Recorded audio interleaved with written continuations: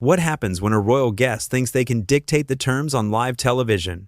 In just 24 seconds, one entitled outburst would expose the shocking arrogance that viewers never expected to witness, turning what should have been a respectful interview into a complete meltdown that left everyone speechless. The studio lights blazed hot as Piers Morgan adjusted his tie, reviewing his notes one final time.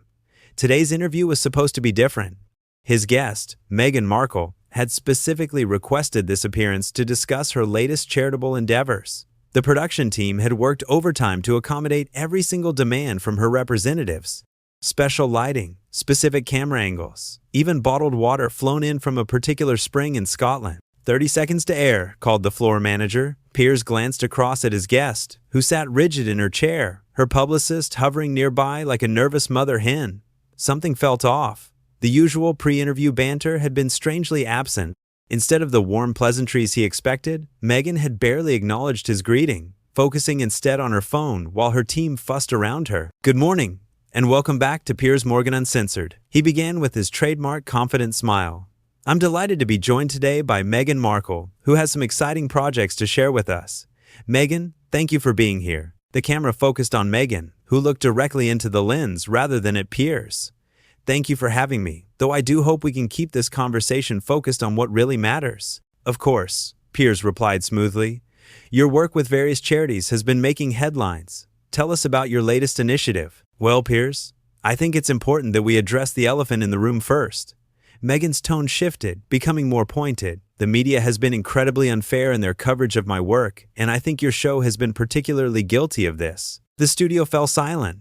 This wasn't in the pre-interview brief. Piers felt his professional instincts kick in, maintaining his composure while recalibrating his approach. "I'm sorry, but I think there might be some confusion here," Piers said calmly. "We agreed to discuss your charitable work.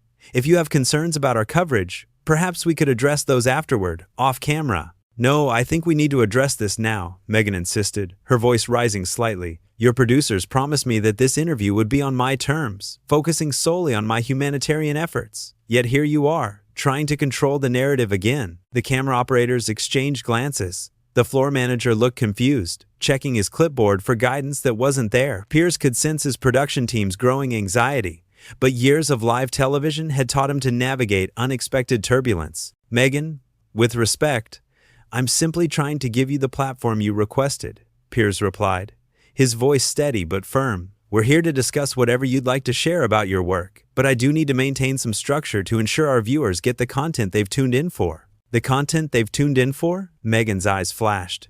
"You mean the gossip and speculation that your network thrives on? I came here expecting a serious discussion about issues that matter, not more tabloid sensationalism." The accusation hung in the air like smoke from a fire that was just beginning to catch. Piers felt the familiar surge of adrenaline that came with live television drama, but also a growing frustration with the unfair characterization of his show. "I'm confused, Meghan," he said, leaning forward slightly. "We've dedicated this entire segment to your charitable work, exactly as requested. We've accommodated every single requirement from your team. I'm not sure what tabloid sensationalism you're referring to." "The fact that you're even questioning me right now proves my point," Meghan shot back. "This is exactly the kind of hostile environment that I've had to endure from the British media. I expected better from someone in your position." The studio audience, who had been expecting an uplifting discussion about philanthropy, sat in stunned silence. Some shifted uncomfortably in their seats, sensing the growing tension. The planned commercial break was still 8 minutes away, and the situation was escalating rapidly. Piers took a deep breath, choosing his words carefully. "Meghan, I want to be clear here. There's nothing hostile about asking for clarification. We're on live television, and I have a responsibility to our viewers to maintain a coherent conversation. If you'd like to discuss media coverage, we can certainly do that. But let's do it constructively." "Constructively?" Meghan laughed, but there was no humor in it. "That's rich coming from someone who's built a career on tearing people down. Do you think I don't see what you're doing here? The condescending tone, the dismissive body language?" The accusation struck Piers as deeply unfair. He prided himself on his interviewing technique, which relied on tough but fair questions delivered with respect for his guests. Throughout his career, he'd interviewed everyone from world leaders to celebrities, always maintaining professionalism even in challenging circumstances. "I'm going to stop you right there," Piers said, his voice taking on a firmer edge. I've shown you nothing but respect since you walked into this studio. My team has bent over backward to accommodate your requirements.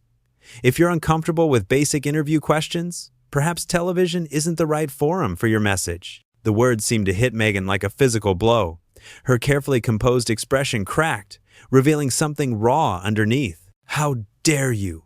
she whispered, her voice trembling with rage. "How dare you suggest that I can't handle television when I've been dealing with your industry's attacks for years? You have no idea what I've been through, what your colleagues have put me through." "Meghan, I understand that you faced challenges," Piers replied, genuinely trying to de-escalate the situation. "But you came on my show voluntarily. If you want to have a conversation about media coverage, let's have it.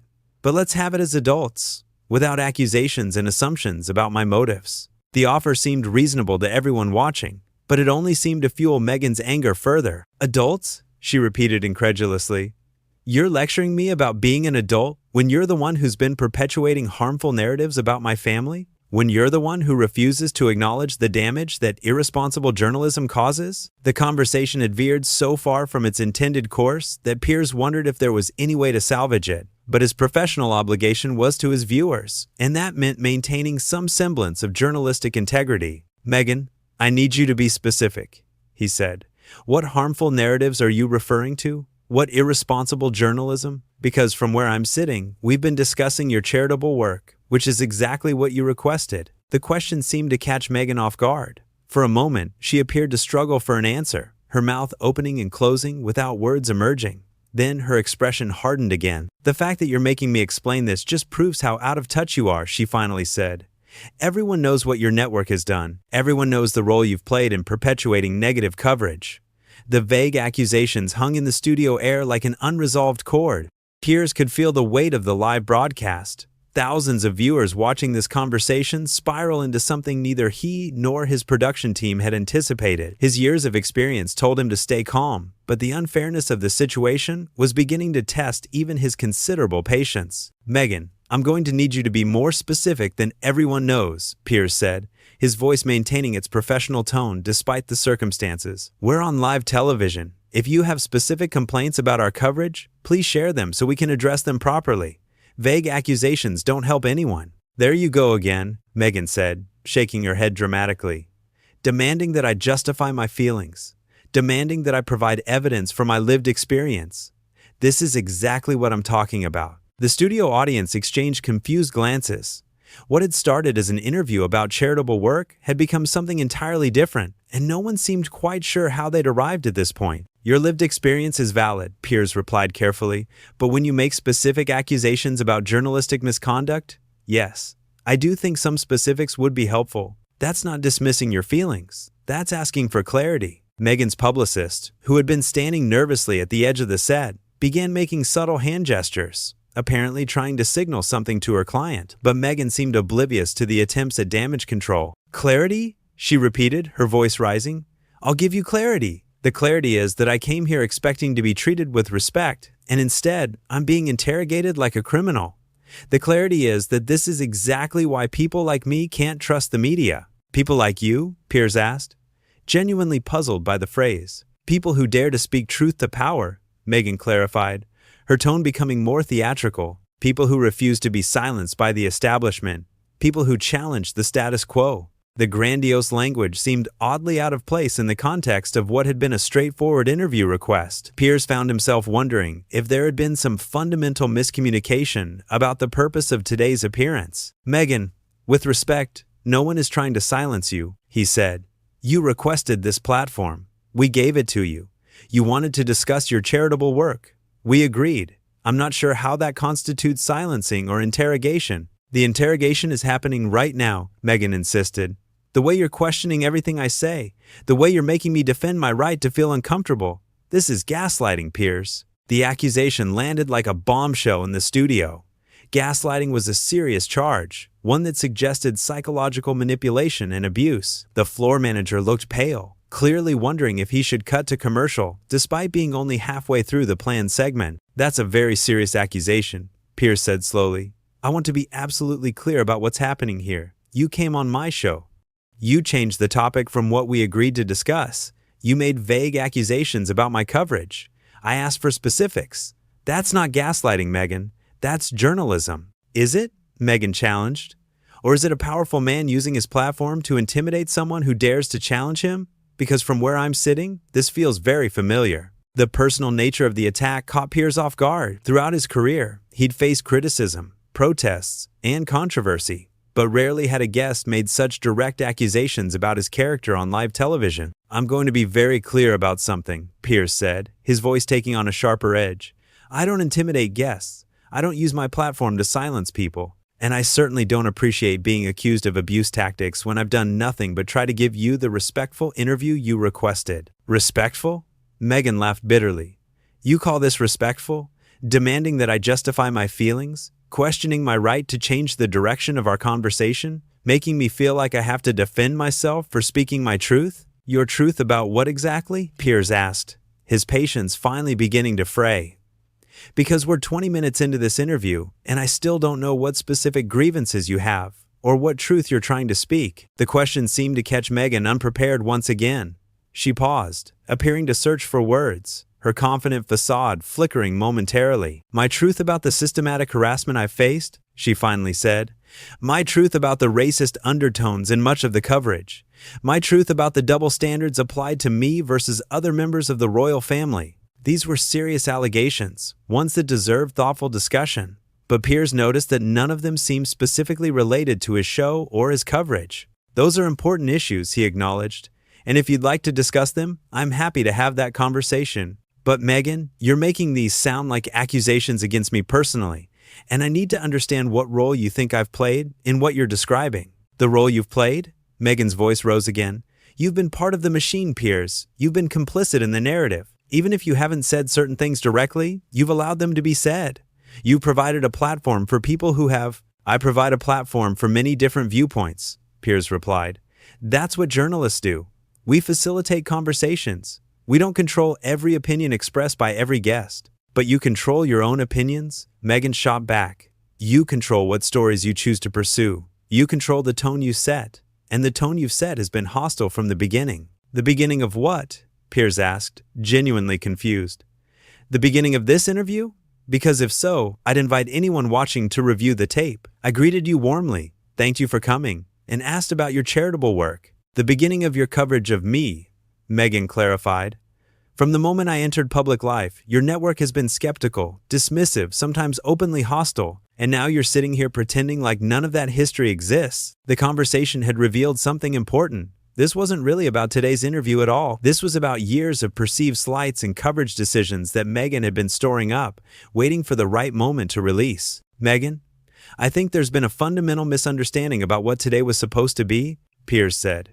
"If you wanted to have a conversation about media coverage over the years, we could have arranged that. But that's not what you asked for. You asked to discuss your charitable work." "I asked for a platform to speak my truth," Meghan corrected him. "And my truth includes addressing the harmful patterns I've experienced from the media." "But that's not what your people told my people," Piers replied, a note of frustration creeping into his voice. "We prepared for an interview about philanthropy. Our viewers tuned in expecting that. You can't just change the entire premise mid-interview and then act like I'm being unreasonable for trying to maintain some structure." "Structure?" Meghan repeated the word like it was offensive. "You mean control. You mean keeping me in the little box you prepared for me? Talking about safe topics that don't challenge anyone or make anyone uncomfortable. I mean giving our audience the content they were promised," Piers replied firmly. "I mean honoring the agreements made between our teams. I mean maintaining some basic professional standards." The word professional seemed to trigger something in Meghan.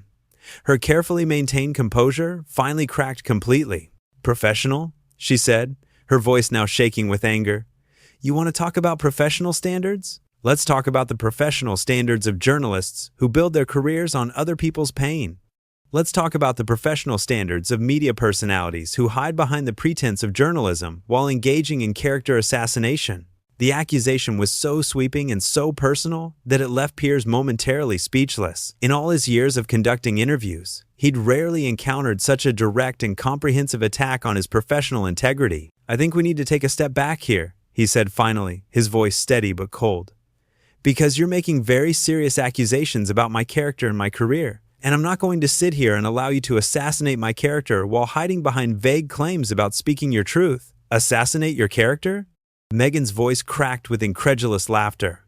That's rich, Piers. That's absolutely rich coming from someone who makes a living doing exactly that to others. The studio had gone completely silent except for the hum of cameras and equipment.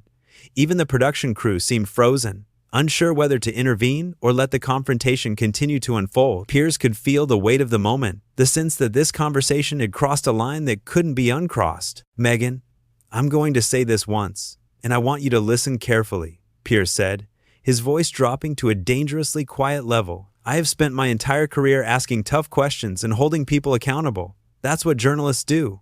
But I have never, ever engaged in character assassination, and I won't allow you to sit in my studio and make that accusation without any evidence whatsoever. Evidence?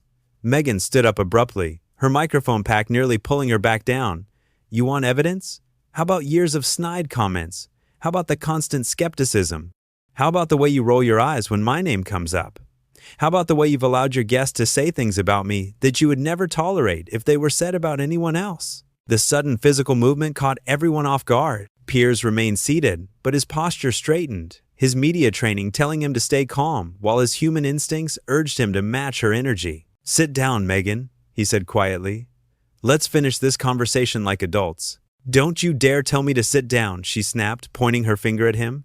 Don't you dare try to control me in front of all these people. I've had enough of being told what to do, how to act, what to say.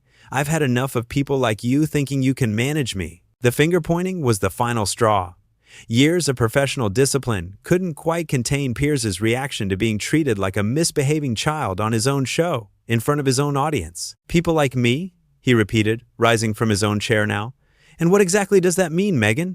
What kind of person do you think I am? The kind of person who thinks they're entitled to judge everyone else? Meghan shot back. The kind of person who hides behind their platform to tear others down. The kind of person who builds their reputation by destroying other people's. That's enough, Piers said, his voice cutting through the studio like a blade. I've tried to be patient with you.